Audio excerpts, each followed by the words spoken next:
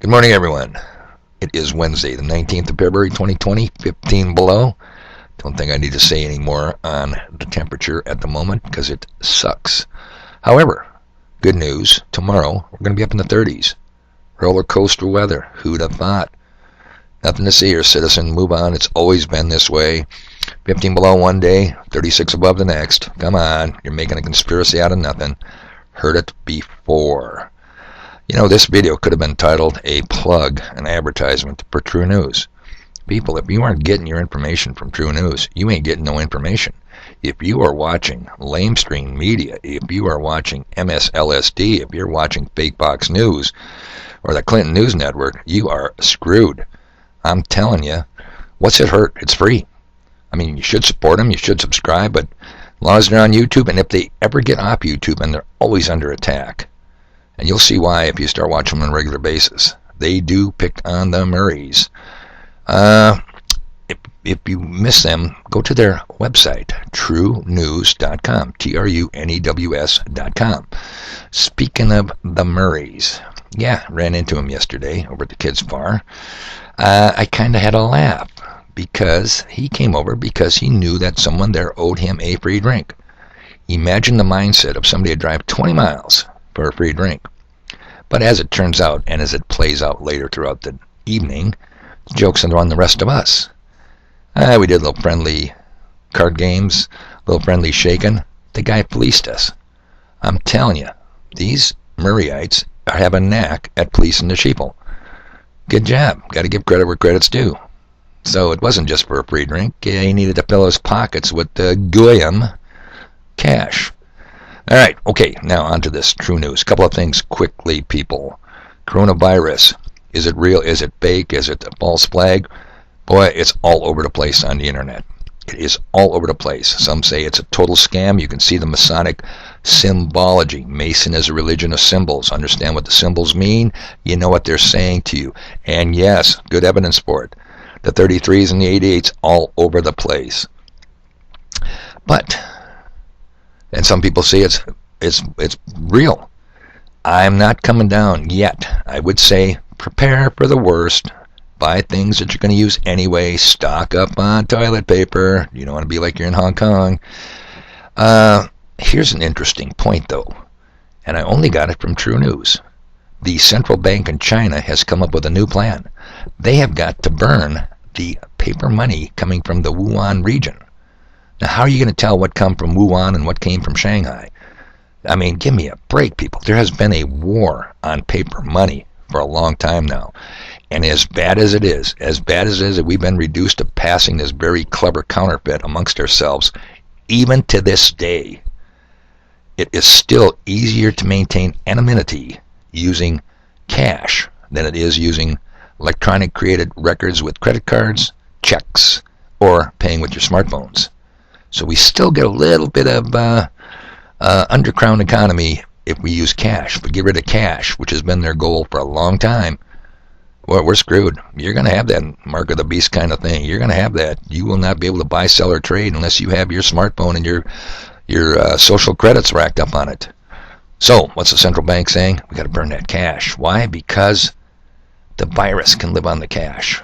Yeah, I don't know. Like I said, how are they going to tell what's Wuhan cash and what came from Shanghai? I don't know. But think about this. If it can live on their paper money, do you think it could also live on the gold and silver in coin form that people are hoarding? Hey, I can't take your gold coin. I'm going to get the virus, man. I don't want the virus. Something to think about. Under the radar. Usually where the truth lays. So, hats off to True News. Now, the last thing I'm going to cover real quick, True News, is, you remember the poster boy for the LGBTQXYZ123 community?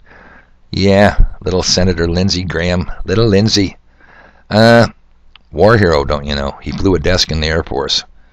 Loves a war. Loves wars like Bolton, like insane John McCain. Thanks, Grim Reaper, for wiping that POS out. But one condition, as long as you fight him. He doesn't want to get his hands dirty. I mean, war, blood, and guts.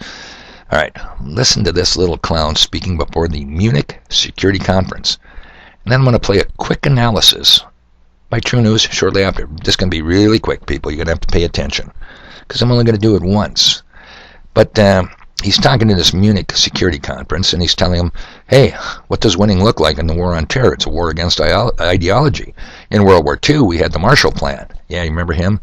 George Marshall, that POS that sold us out. Once again, the Navy took it in the shorts in Pearl Harbor, sacrificed the Navy to get us into another phony-ass war for you-know-who. Sounds like Liberty, too, doesn't it? 1967, the USS Liberty. I don't know why the Navy's got to bear so much burden. Nevertheless, he is talking to these people saying, we could tell what victory looked like at the end of World War II. We rebuilt Europe. We rebuilt Japan. We rebuilt South Korea. Yeah. So how do you know when you're winning in Afghanistan and Iraq? Well, let's listen to the good little baggy boy. Tell the American people what you've got in Iraq and Afghanistan and Syria after a lot of money and a lot of dying. And here's what I would tell them you have: hope. It's pretty hard to talk about a war if people can't explain what winning looks like. What is winning? If you want a European defense force, fine. Who's the enemy?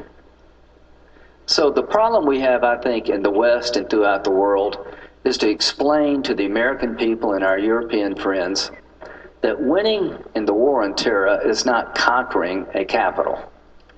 It's not shooting down an air force. It's not sinking a navy. Pay attention here, good people. It's almost coming to an end. It's defeating an ideology. And people have lost hope in growing numbers that can be done. Count me out. I've got more hope than ever. And I'm an outlier. Well, John McCain... You're also a chicken hawk, you cowardly bastard, and then you're going to bring up that phony POW John McCain, huh? I've been to Iraq and Afghanistan 57 times. What have I learned? You know when you get it right, and you know when you get it wrong. There are millions of young girls who've been educated since 2001 that if we stay with it, will have a voice for their children that's never been had in Afghanistan. Wow, you got that, people? You've been in a 20-year war, so millions of girls in Afghanistan can get an education and pass it on to their children. You have got to be shitting me. Now, you know the question that comes to mind instantly is what in the F word is wrong with the people of South Carolina? How does this POS, and you know what that stands for, it's rude, continuously get reelected? Either those elections are rigged and fixed, or I'm telling you, South Carolina is going to need a truth enema. We got to flush some of that nonsense out of those people. Well, of course, I guess Minnesota could use one of them truth enemas also. And come to think of it, well, you know what? South Carolina and the other 49 states need a truth enema. Oh, wait a minute. Mr. and Mr. Obongo said we have 53 states. I forgot about that. Okay, well, the other 52 states then need a truth enema, including my state of North Dakota. Nevertheless, listen to this moron and listen how it sells to the stupid people back home. I'm going to play just a little comment here now from True News after they listened to it. In fact, Rick said, I'm speechless. It's hard to talk about this guy. Okay, hang on here. Go back home and sell the idea of shipping dead bodies of American soldiers. But you could help me. You could help me.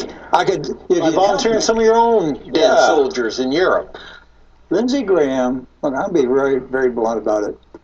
That man should be sedated, put in a straitjacket, and put in an insane asylum. Well, at least he answered the question about why we're still in Afghanistan. For little girls, we're building schools there. Well, we're not guarding opium fields. Don't worry about that. Okay, we're building schools. That's why we're in Afghanistan. And someday they'll have the right to have an abortion because they'll become like Americans. Yeah, ain't that something? They'll be able to go protest in their LGBTQ little rainbow parades.